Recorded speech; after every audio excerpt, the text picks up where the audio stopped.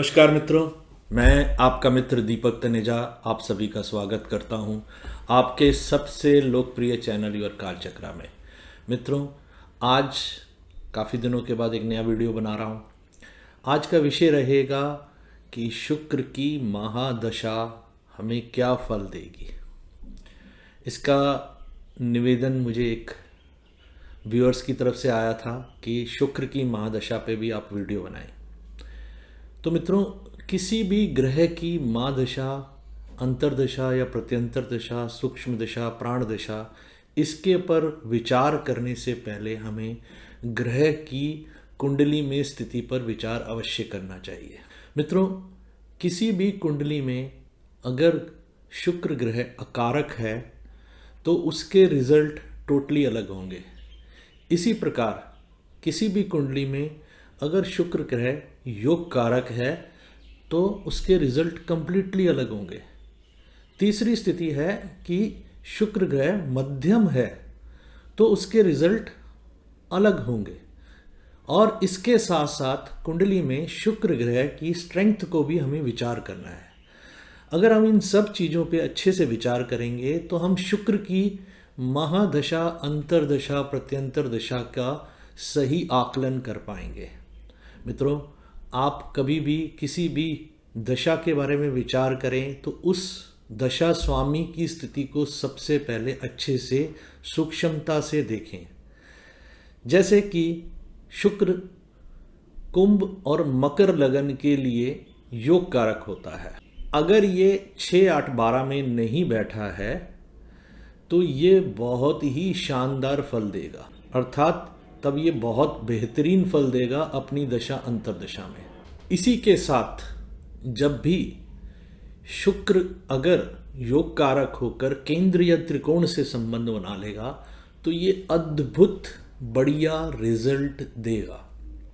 ये आपके लिए भाग्य उदय का समय होगा। पर सामान्यतः मैंने अनुभव किया है कि more than 75% people have bad experience about Venus दशा, यानी कि शुक्र की महादशा के बहुत ज़्यादा लगभग 75% लोगों का अनुभव बहुत ही विपरीत आया है। मित्रों, शुक्र धन, पत्नी, विवाह का कारक ग्रह है। सभी प्रकार के जो साधन सुविधाएं होती हैं जिनके कारण से जीवन सहज रूप से हम जी पाते हैं, यानी कि ऐसी सुविधाएं जो हमारे को वैभव का आनंद देती हैं, ऐसी सभी प्रकार की सुविधाएं शुक्र के माध्यम से ही पूरी होती हैं। और अगर शुक्र की दशा, अंतर्दशा अगर खराब है तो आपको इसके कारण से बहुत अधिक पीड़ा होगी। तो मित्रों, बहुत अधिक लोगों के जीवन में ऐसा क्यों होता है कि जब उनकी कुंडली में शुक्र की दशा आती है तो अचानक उन्हें धन की हानि होती है, कर्ज चढ़ जाता है, पति पत्नी से संबंधों में बहुत मुश्किलात होती है। विवाह अवश्य हो जाएगा शुक्र की दशा में, लेकिन विवाह का जो सुख प्राप्त होना चाहिए उस सुख की बहुत बड़ी कमी होगी। मित्रों, जिस भी कुंडली में शुक्र नीच राशि में हो या अकारक हो या वो ऐसे भावों से संबंध रखता हो जिनके कारण से उसकी जो शक्ति है काफ़ी कम हो जाती है, शुभता कम हो जाती है और वो शुभ परिणाम देने की स्थिति में नहीं होता। मित्रों, आप स्वयं आकलन करके देखें। गुरु के लगन अर्थात मीन एवं धनु लगन होने पर शुक्र की स्थिति बहुत ही खराब हो जाती है। वह बिल्कुल भी शुभ फल नहीं देता। उसके रिजल्ट टोटली हमारे लिए बहुत नकारात्मक आते हैं। तो मित्रों, अगर किसी के जीवन में शुक्र की दशा चल रही है तो शुक्र कौन से भावों का स्वामी है और वो कौन सी राशि में और कौन से भाव में जाकर बैठ गया है, इसका प्रभाव भी आकलन करें। इसके साथ आप देखें कि शुक्र पर कौन से ग्रहों की युति, योग या दृष्टि का संबंध बन रहा है। अगर कोई केंद्र या त्रिकोण के स्वामियों से उसकी दृष्टि का संबंध बन रहा है तो वो बहुत शुभ परिणाम देगा।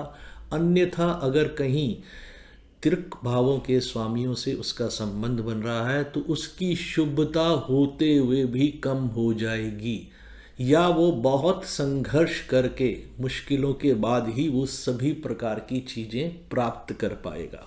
मित्रों, इसके साथ साथ हमें हमेशा ये देख लेना चाहिए कि शुक्र कहीं पापकत्री, कहीं शत्रुकत्री तो नहीं है। अगर ऐसी स्थिति है तो भी वो शुभ परिणाम देने की स्थिति में नहीं है। ये एक पूर्ण रूप से कुंडली के आकलन के बाद ही बताया जा सकता है कि किसी भी जातक की शुक्र की दशा पूर्णता मध्यम, बहुत श्रेष्ठ या खराब रहने वाली है।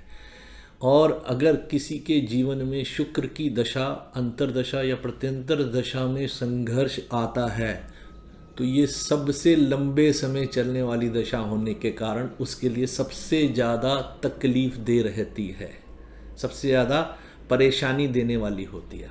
तो मित्रों, मैं आपको इसका पूरा समअप करके बताता हूँ कि कभी भी कुंडली में किसी भी दशा का आकलन करना हो तो उसके शुभ अशुभ प्रभावों को देखने से पहले उसके स्वामित्व को देखें और वो कहाँ जाकर बैठ गया है। कोई भी ग्रह केंद्र त्रिकोण का स्वामी होकर केंद्र त्रिकोण में बैठने पर सबसे अधिक शुभ फल देगा। केंद्र त्रिकोण का स्वामी होने पर त्रिक भावों में बैठने पर उसके फलों में कमी आ जाएगी।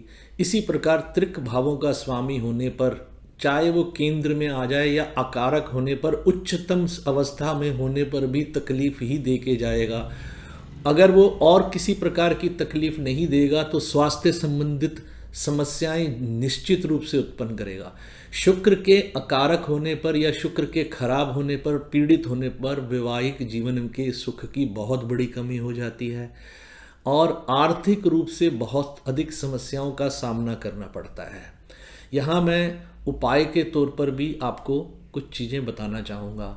जिनको शुक्र की दशा में समस्याएं आ रही हैं तो वो एक आँख वाले ब्राह्मण को कुछ न कुछ सफ़ेद चीज़, दूध, कपड़ा या दही, ऐसी कोई चीज़ अवश्य दें।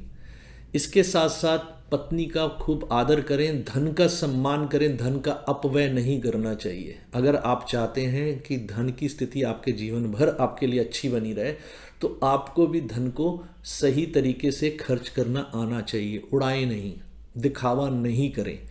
दूसरा, पत्नी को दिल से आदर करें, उसके प्रति ईमानदार रहें, कभी धोखाबाजी ना करें और उसको भी हर चीज़ में बराबर का हक दें कि वो हर निर्णय में आपके अर्धांगिनी के रूप में खड़ी नज़र आए। लॉयल्टी मैं बता ही चुका हूँ कि अगर जो लोग लॉयल नहीं होते हैं पत्नी के प्रति, उनको एक न एक दिन शुक्र की दशा अंतर्दशा में बहुत अधिक तकलीफ़ों का सामना करना पड़ता है। इसके साथ साथ अधिक कामुकता से बचें, व्यवहारिक रूप से उचित ही संबंधों की स्थापना करें। मित्रों, और बहन, बेटी और पत्नी को नियमित रूप से कुछ न कुछ उपहार में परफ्यूम, डिओड्रेंट, फूल इत्यादि या चमकीली चीज़ें लेकर देते रहें। इससे शुक्र अपने आप ही अच्छा हो जाएगा, आपको शुभ फलों का अपने आप ही वो देने लगेगा। मित्रों, आज के लिए बस इतना ही। मैं फिर मिलता हूँ एक नए विषय के साथ, एक नई वीडियो में आपको बहुत अच्छी जानकारी देने के लिए। नमस्कार, धन्यवाद।